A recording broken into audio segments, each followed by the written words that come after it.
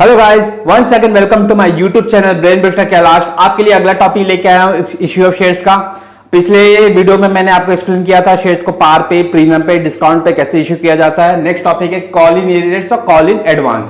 Call in arrears और call in advance होता क्या है, पहले एक्सप्लेन कर देता हूं आपको दोनों में क्या डिफरेंस है। देखो, कंपनी शेयर्स इश्यू करती है तो जो भी पब्लिक उस शेयर्स को खरीदती है, कई बार पब्लिक पैसा नहीं दे करती, मतलब पेमेंट में डिफॉल्ट कर देती है, तो उसको कॉल इन एरियर्स बोलते हैं। फॉर एग्जांपल लेते हैं हम, राम के पास किसी कंपनी के 1000 शेयर्स है। राम के पास किसी कंपनी के 1000 शेयर्स है, ठीक है। इस बंदे ने एप्लीकेशन का पैसा दिया, एप्लीकेशन पे 2 रुपए देना है, अलॉटमेंट पे 3 रुपए देना है, फर्स्ट कॉल पे 2 रुपए देना है और फाइनल कॉल पे 3 रुपए देना है। एज्यूम कर लेते हैं ये हमारा क्वेश्चन है। एप्लीकेशन पे 2 रुपए, फर्स्ट कॉल पे 2 रुपए, अलॉटमेंट पे 3 रुपए, फाइनल कॉल पे 3 रुपए। इस बंदे ने सिर्फ एप्लीकेशन का पैसा दिया, अलॉटमेंट का पैसा नहीं दिया, फर्स्ट कॉल का पैसा नहीं दिया, फाइनल कॉल का पैसा नहीं दिया। तो जहां जहां जिस इंस्टॉलमेंट का पैसा राम ने नहीं दिया, तो वहां पे आपको कॉल इन एरियर्स की एंट्री करनी पड़ेगी। अब कंपनी को शेयर्स का पैसा नहीं मिल रहा है, कंपनी के पॉइंट ऑफ व्यू से जनरल एंट्री अपन प्रिपेयर कर रहे हैं, तो कंपनी को कॉल्स का पैसा नहीं मिल रहा है, प्लस अलॉटमेंट का पैसा नहीं मिला, तो कंपनी का प्रॉफिट है कि लॉस है? ये कंपनी का लॉस है, क्योंकि पेमेंट ही नहीं मिल रहा है। तो पैसा मिल नहीं रहा है कंपनी को, तो कंपनी के बैंक अकाउंट के साथ डेबिट में आएगा। कंपनी का लॉस होता है कॉल इन एरियर्स, तो call in arrears will be debited with bank entry. Call in arrears will be debited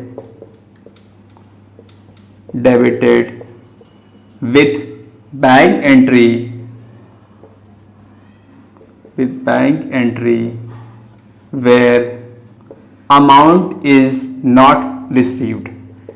जब भी पैसा नहीं मिलता तब ये कॉल इन एरियर्स कहां है? डेबिट में आ जाएगा। एक एग्जांपल के लिए अलॉटमेंट करते हैं, अलॉटमेंट के बैंक के साथ, फर्स्ट कॉल के बैंक के साथ और फाइनल कॉल के बैंक के साथ, तीनों के बैंक के साथ कॉल इन एरियर्स आएगा। कहां आएगा? डेबिट में। तो अलॉटमेंट की बैंक की एंट्री करते हैं।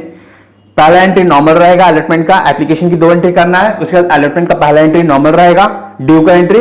उसके बाद रिसीव की एंट्री में जाएगा bank account debit,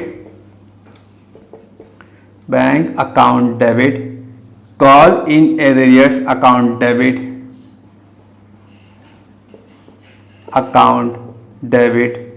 to equity share capital account,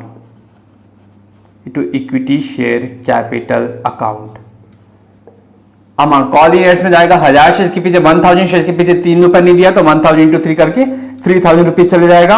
अब बाकी अमाउंट को हम एडजस्ट कर देंगे जितने भी कंपनी के पास शेयर्स होंगे। कंपनी के पास मान लेते 10,000 शेयर्स, 10,000 में से 1000 शेयर्स राम के पास है, बाकी 9000 शेयर्स का पैसा रिसीव कर लेगा। 27,000 यहां पे आ जाएगा, 30,000 यहां पे आ जाएगा। अमाउंट डाल देता हूं, 27,000 यहां डाल दिया मैंने और 30,000 को यहां पे डाल दिया, ठीक है। कंपनी के पास 10,000 शेयर्स थे, 10,000 शेयर्स के हिसाब से 10,000 इंटू 3 30,000 करके यहां पे आ जाएगा। 1000 शेयर्स का पैसा रिसीव नहीं हुआ, तो 1000 इंटू 3 करके 3000 इधर, और 9,000 शेयर्स का पैसा मिला हमको, तो 9,000 3 करके 27,000। Being allotment received with call in arrears, being allotment received with call in arrears, call in arrears के साथ अलॉटमेंट का पैसा रिसीव हुआ, 1000 शेयर्स का कॉल इन एरियर्स हुआ।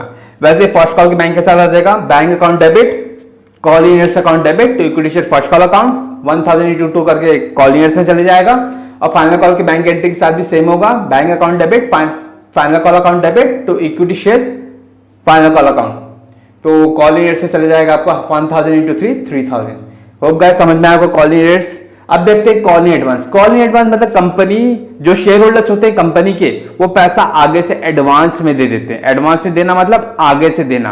अब एग्जांपल सेम एज्यूम कर लेते हैं, राम के पास 1000 शेयर्स थे, एप्लीकेशन अलॉटमेंट के साथ राम ने फर्स्ट कॉल और फाइनल कॉल का पैसा एडवांस में दे दिया।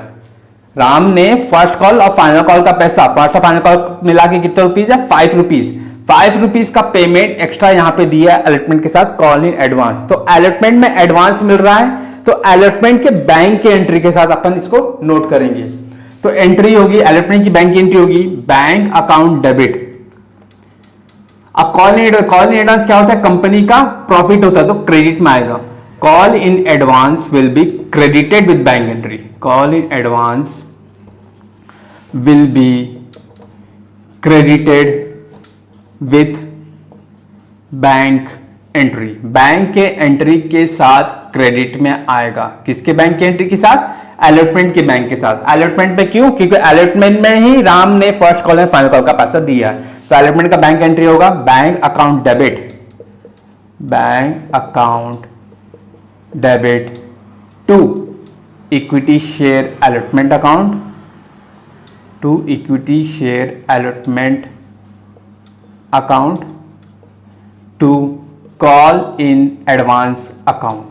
एडवांस का पैसा दिया है, first call and final call का एडवांस आया है। फर्स्ट कॉल कितने का था, 3 रुपए का, फाइनल कॉल कितने का था, 2 रुपए का, 2 और 3 मिला के कितना हुआ, 5 रुपीज। 5 इंटू 1000 शेयर के पीछे एडवांस दिया है, 1000 इंटू 5 कितना हो जाएगा, 5000 का एडवांस मिला है। अब कंपनी के पास कितने शेयर्स है, कंपनी के पास 10,000 शेयर्स थे, मैंने मेंशन किया था कंपनी के पास टोटल 10,000 शेयर्स थे। तो 10,000 इंटू 3 करके अलॉटमेंट का एंट्री कर रहे हैं, तो अलॉटमेंट का अमाउंट जाएगा 10,000 से 30,000 रुपीज अलॉटमेंट का चला जाएगा। टोटल 35,000 रुपीज आप बैंक में रिसीव करेंगे। 5,000 एडवांस था जो राम ने दिया, फर्स्ट कॉल में फाइनल कॉल का पैसा एडवांस में दिया।